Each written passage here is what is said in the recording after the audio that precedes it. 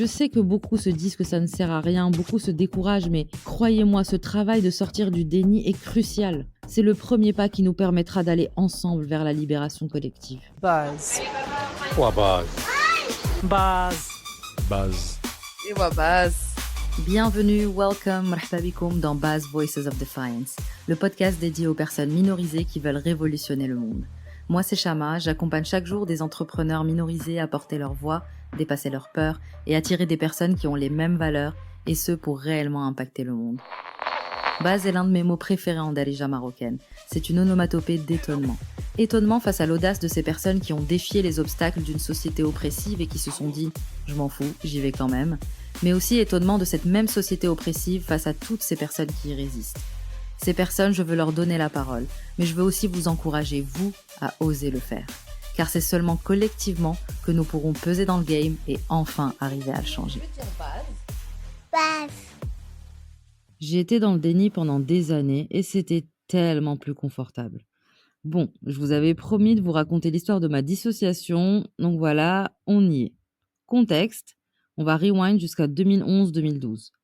Je sortais de Sciences Po, j'étais en stage pré-embauche en tant qu'analyste géopolitique sur la région Souana, qu'on appelait avant MENA, en plein printemps arabe. Ça me passionnait et en même temps ça me prenait absolument toute mon énergie.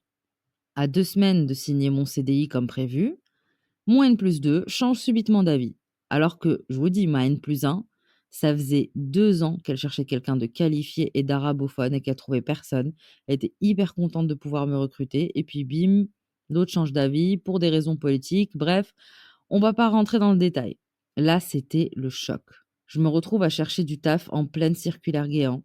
C'était une circulaire qui limitait très fortement l'accès à l'emploi des étudiants étrangers non européens. En plus, dans un secteur ultra niche, autant vous dire que c'était mission impossible.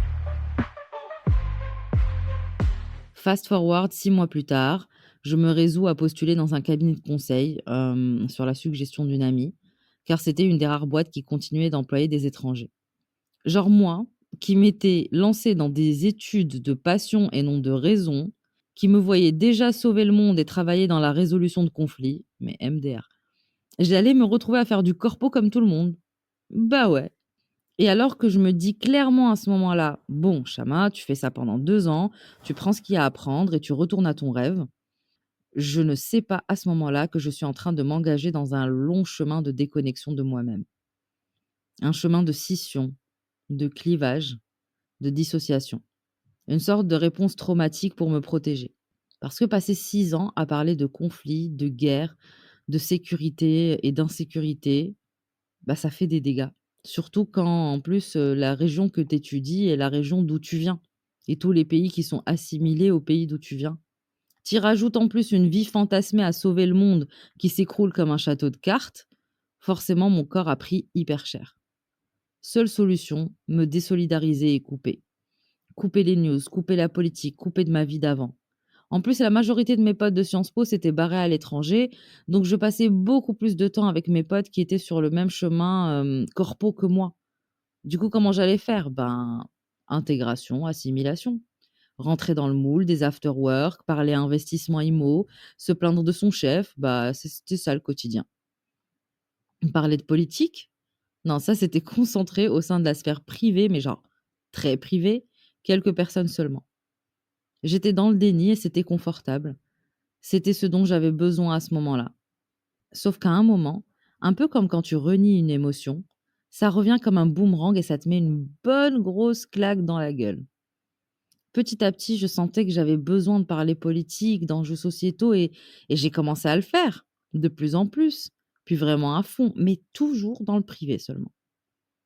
En parallèle, j'ai fait un burn-out, je me suis barrée de la boîte de conseil et je me suis reconvertie en tant qu'hypno, puis en tant qu'accompagnante pour entrepreneuse.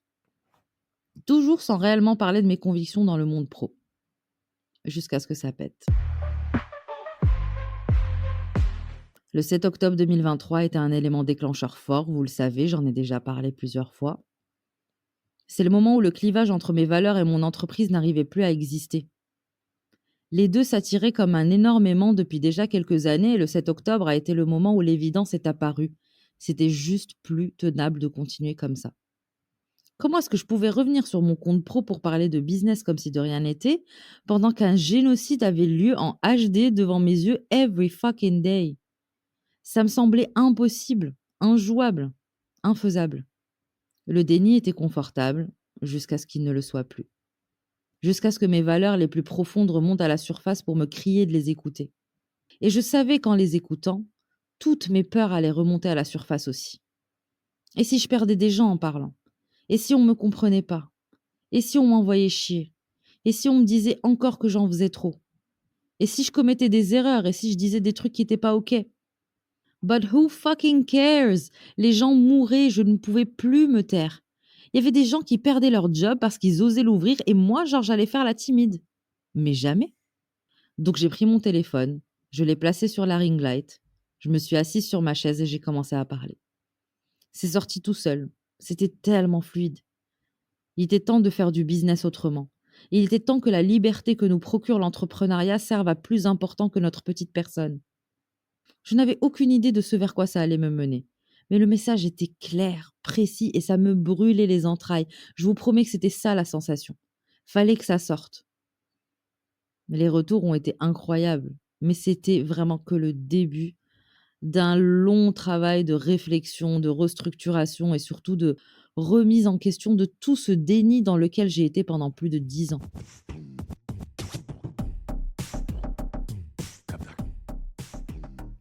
Ce travail est inconfortable. Il est rempli de peur et d'insécurité et je sais qu'il peut décourager.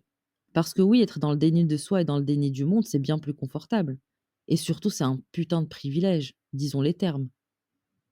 Et parfois, j'avoue que ça m'arrive d'envier les gens qui se soucient de rien. Mais après, je reviens à la raison et je me rappelle que c'est un travail qui est plus que nécessaire.